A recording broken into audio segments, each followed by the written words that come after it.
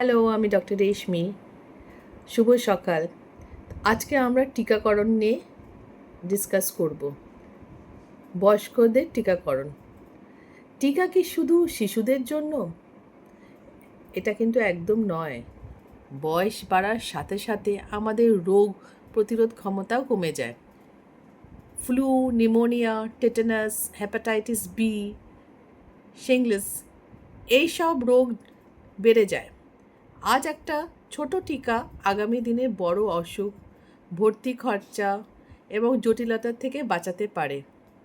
আপনার বয়স যদি 50-এর ঊর্ধ্বে হয় বা আপনি ডায়াবেটিসে ভোগেন, হার্ট বা কিডনি রোগ থাকে, অথবা আপনি স্বাস্থ্যকর্মী হন, তাহলে অ্যাডাল্ট ভ্যাকসিনেশন খুবই গুরুত্বপূর্ণ।